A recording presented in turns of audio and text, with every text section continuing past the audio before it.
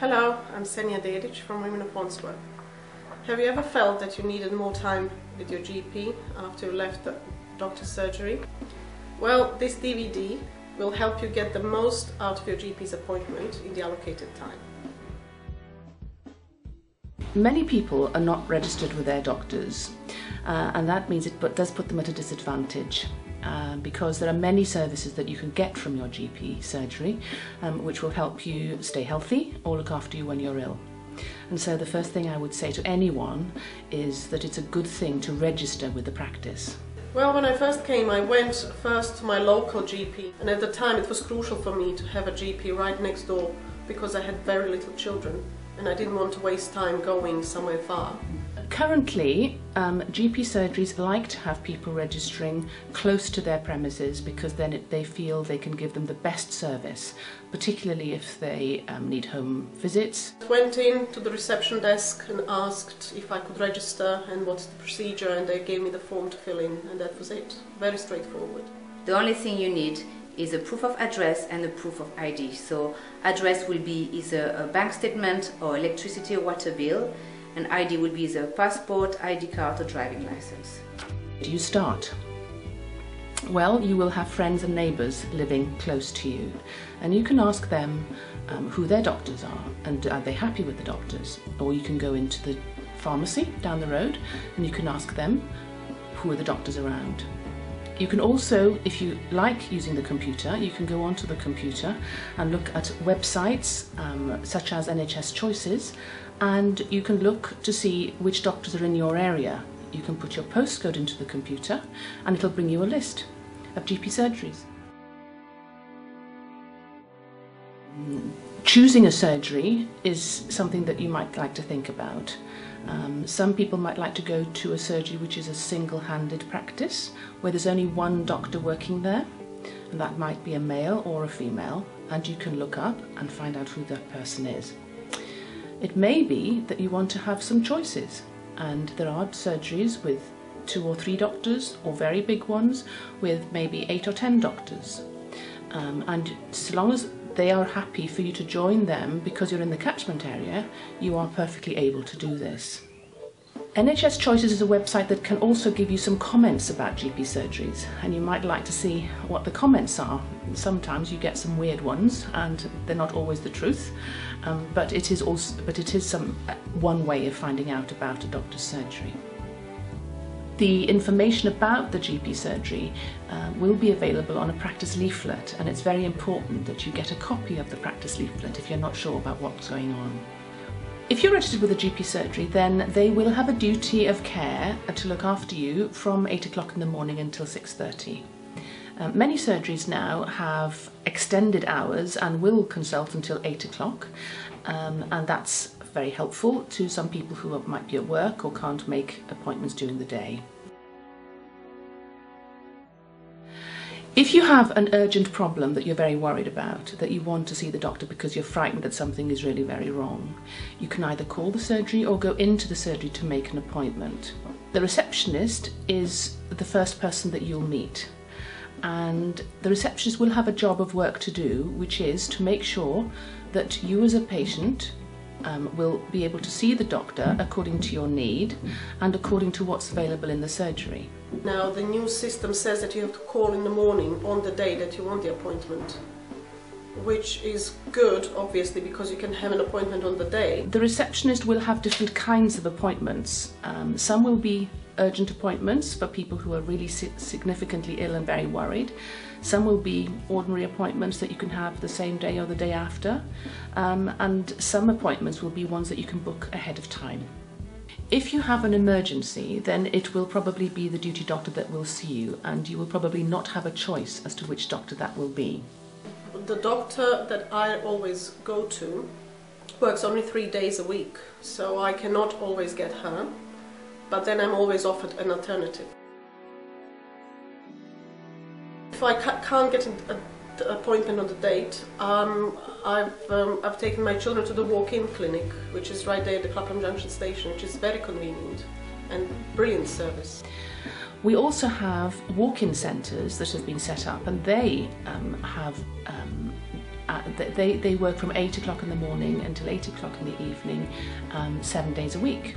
Anyone can go, and on the day, immediately as soon as you feel ill, you can just walk in, which is brilliant. Sometimes the receptionist will ask you a few more details about your problem, which perhaps might feel to you a little bit intrusive.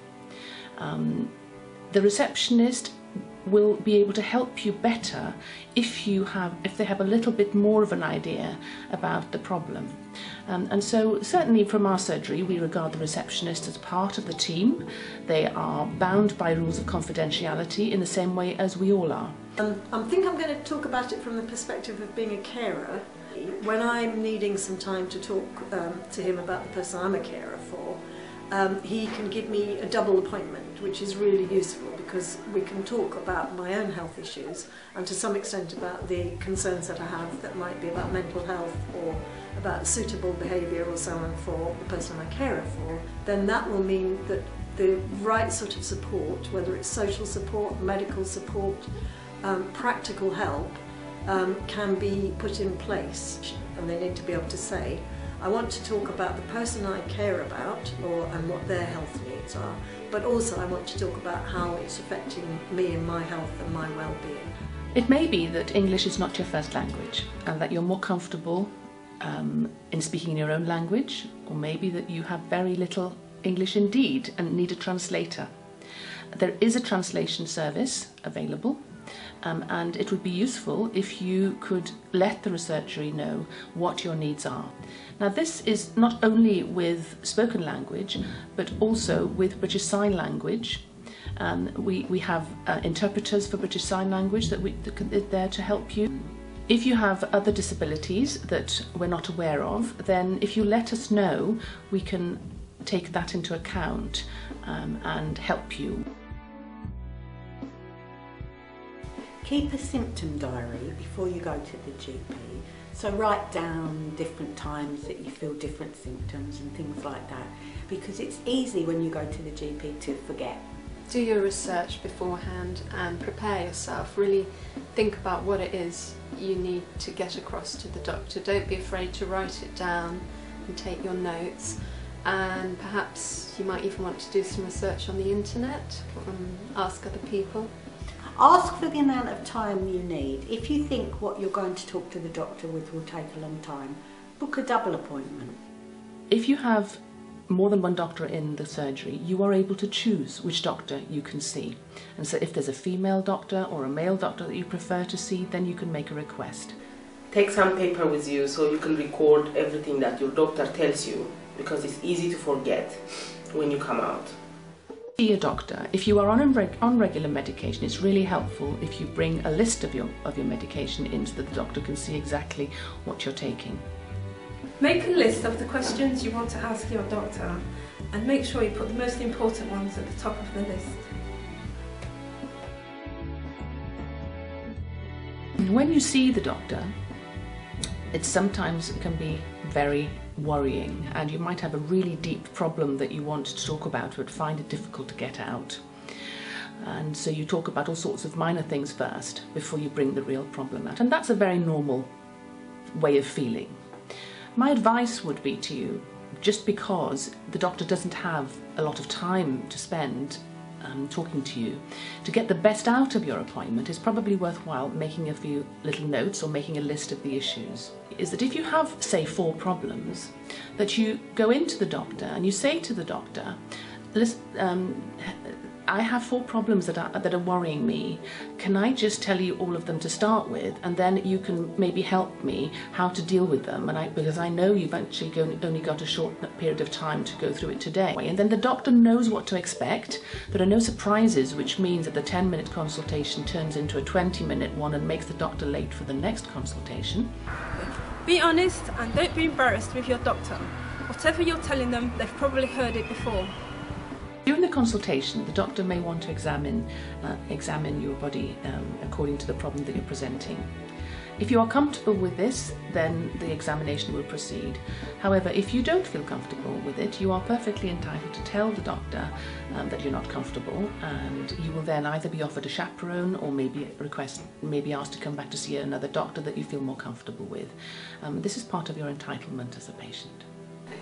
So I have a daughter and she's nearly 5, and when she was 18 months she was diagnosed with a genetic condition, genetic syndrome, and so she has special needs, learning difficulties. But what I would say is, obviously it's a very difficult situation to be in, and you're overwhelmed and sad, and it's quite emotional and you don't really know what to do. I think I'd say don't be scared to let the GP know how you're feeling emotionally, because there might be some support that they can offer you. And once we had the diagnosis, I didn't really know what to do in regards to helping her. Really make sure you can ask your GP what help's available. Ask for leaflets, ask for telephone numbers, information. Just make sure you get everything you can to help you. The other thing that's really very helpful to people who have, particularly people who have long-term illnesses, say diabetes or rheumatoid arthritis or any problem that affects your health long-term, there is a very exciting programme of self-support called the Expert Patient Programme, and you go to meet other patients and you learn a little bit about how to manage and how to live with the problem that you've got. We've got very good success stories for people who've had really very difficult problems that they had to live with, who've gained a lot of help from this programme. So if you feel that you're finding life a bit difficult because of any health issues, then if you go to your surgery and ask about the Expert Patient Programme and how you can access it at the Wandsworth Primary Care Trust. So another thing I would say is, especially if you're in a situation that's really emotional and you might feel overwhelmed by the results or the news that you're going to be told, take a friend. It's really valuable, can help you to stay a bit calmer during the appointment, and then afterwards you've got somebody who you can talk to, and they might have heard something that you didn't actually hear and they could tell you about it from their point of view. The consultations you have in the surgery are confidential, and anyone over the age of 16 has that right of confidentiality. At the end of your consultation with your doctor, it's really very important that if you don't understand what the message is, that you feel able to ask, or ask the doctor to repeat the instructions if you've been asked to do something. You have to feel content when you leave the surgery that you know what the programme is for your care. Your experience in the surgery is very important to us. In every clinic you'll find that there are little forms that you can complete to either say how well things went or how things didn't go as well. If you go to the pharmacy and you get your prescription and the medication looks slightly different, it may be that it's because it's a different make. However, that the actual make of the tablet doesn't alter the contents of the tablet. And so the actual medication you're taking is identical to what you've had previously. There are patient groups wider than the surgeries as well in Wandsworth. If you're diabetic, there's a new patient group being set up, and you can join the group and get a better understanding of how to look after yourself and talk to other diabetics. If you need help out of hours, then you can call your doctor's surgery's telephone number, and that number will give you information about passing you on to a call service that will be able to listen to your problem and will be able to help you and direct you to the best help that you require. Also, out of hours, you can call NHS Direct, and that will give you, NHS Direct is an organisation that will give you help over the telephone and advise you to seek the most appropriate help locally in your area.